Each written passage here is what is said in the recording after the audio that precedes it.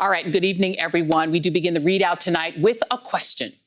Will America always be a democracy? Is it baked in and certain that we will always stay that way? I mean, American exceptionalism and the genius of the founders and the brilliant Constitution they wrote, with the exception of the slavery bit, says, we will definitely stay a democracy no matter what, right? Things like military coups and rule by junta, those things don't happen here. Those things are for so-called third world countries and parts of Asia and the old Soviet bloc. That kind of crap doesn't happen to us. Nah. Are you sure? A new indictment against 4 members of the far-right military group, the Oath Keepers, which is basically a concoction of military members and police who believe they might need to overthrow the government at some point, was unsealed on Sunday, charging them with conspiring to obstruct the constitutionally mandated count of electoral votes. Not a surprise. That is the way that these indictments have been going. Indeed, a total of 16 Oath Keepers have been arrested to date, representing the largest conspiracy case to emerge from the January 6th insurrection. But what's most disturbing is that they didn't just want to disrupt the electoral count. They intended to forcibly reinstall Donald Trump as the president. And how they plan to do that is frightening. As one member said, quote, "We are going to defend the president. You can call it an insurrection or you can call it a war or fight." Their goal, they said, was for Trump himself to declare an insurrection and use the Insurrection Act and then, quote, "call us up as the militia." If given the go-ahead, they intended to arrest members of Congress. In other words, the so-called Oath Keepers were prepared to execute a literal coup by current and former members of the military on Trump's orders. And not the only ones embracing that idea. This weekend, Trump's briefly tenured former National Security Advisor, Michael Flynn, appeared to say a coup in this country is not only possible, but actually should happen. Flynn said as much during a 4-day conference in Texas for believers in the QAnon conspiracy theory, the latest sign that QAnon has gone mainstream inside the Republican base. According to a poll last week, 23% of Republicans say they believe in the premise of the QAnon conspiracy theory, that the government is controlled by a group of Satan-worshiping pedophiles who run a global child sex trafficking operation. I know. It's bananarama bonkers. But that's what nearly 1 in 4 Republicans now believes. And to that point, the QAnon confab in Texas this weekend featured a veritable cornucopia of propaganda videos that not only embrace the core tenets of QAnon, they appear to be designed to inspire, if not incite, violence against political leaders in Washington, including President Biden. In fact, some of the imagery is so violent and so suggestive, I can't even show it to you. Another portion of those videos also appeared to predict, among other things, that the United States government would be overthrown this year and that Trump would seize power. It was against that backdrop that a person in the audience asked Michael Flynn if the recent coup in Myanmar could happen here in the U.S. And here's how that went. I want to know why what happened in Myanmar can't happen here.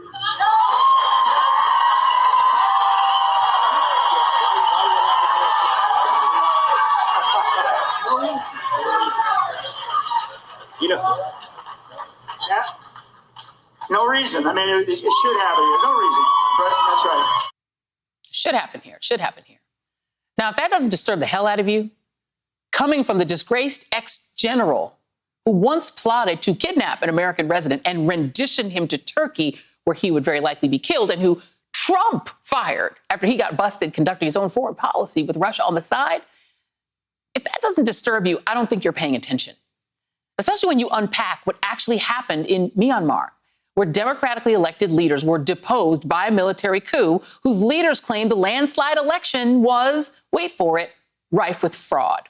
Oh, and they locked up the leader of the winning party. Lock her up. Lock her up.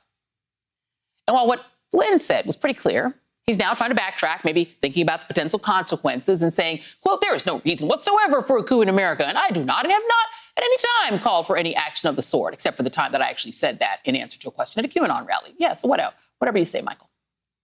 And this comes as we learn that Trump himself is hoping for a coup that could put him back in office.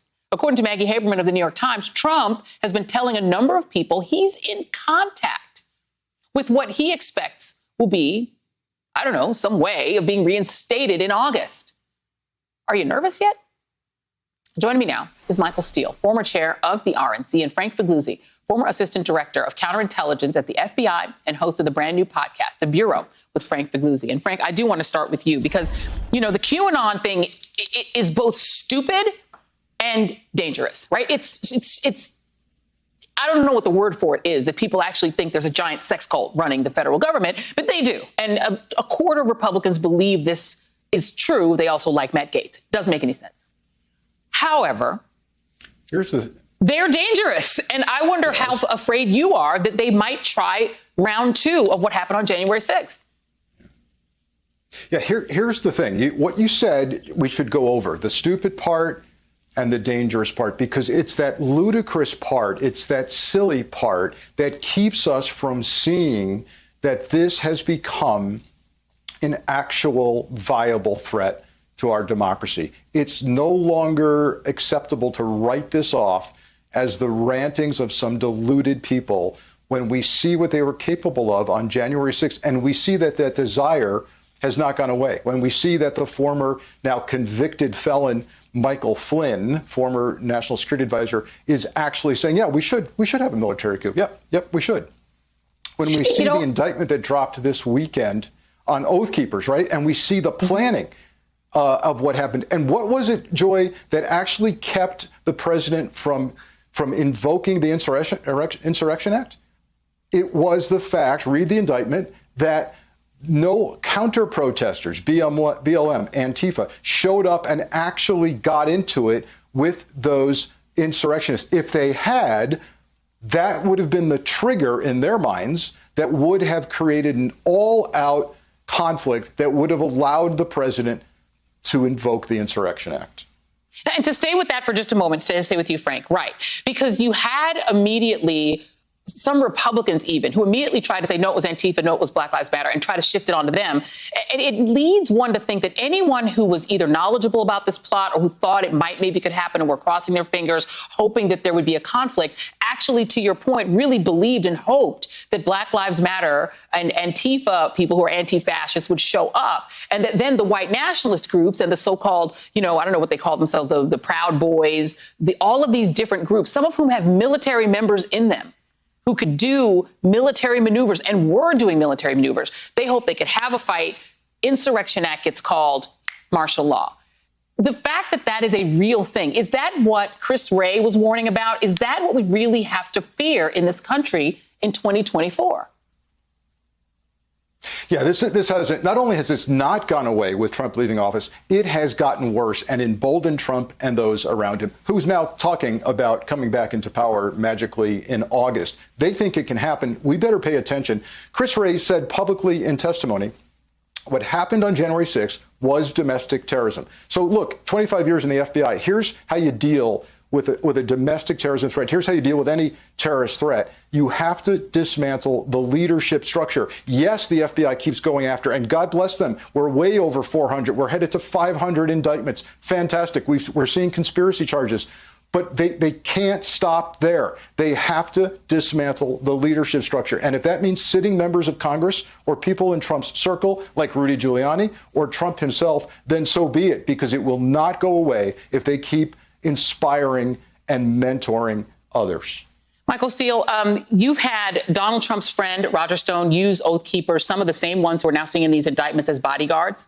You've had Donald Trump be claimed by the Proud Boys, who now basically think he's their leader, and that when he says stand up and stand back and stand by, that he's giving them orders.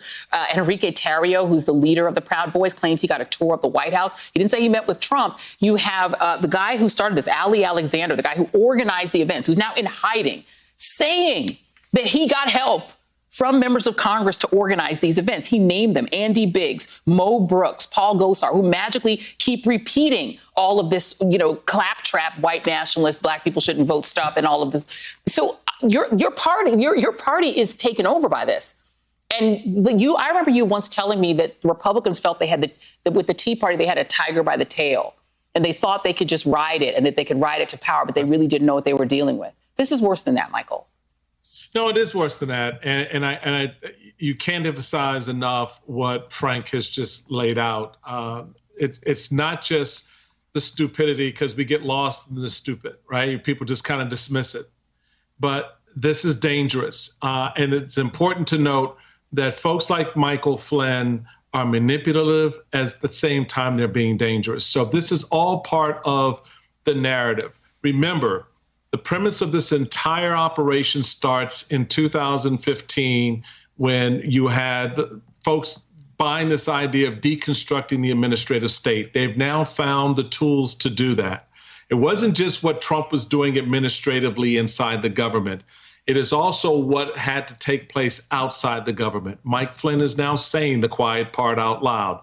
You have people who've amassed an enormous amount of weaponry and ammunition over the last, going back to 2009, 2010 in the Obama era. So the seeds have been planted. The narrative is now being reeled out to us. And the question that we have to make real for ourselves is this no longer about what Republicans are doing, because we know that if anything that happened post January 6th is on the hand of those individuals, not only named by the folks you just listed, Proud Boys, whomever, but the members of Congress who have perpetuated this. And that's why the January 6th Commission is so dangerous to them, because it exposes what they have their fingers in, or what they've turned a blind eye towards. So I think now it's incumbent on us as citizens, Joy, to really ratchet up our concern here to Frank's warning, and to be clear about the dangerousness of what is unfolding in front of us, not just focus on the stupidity of it. Oh, yeah, child, this, that, or the other, or, cabals here and there. This is an underground thing that's becoming commonplace.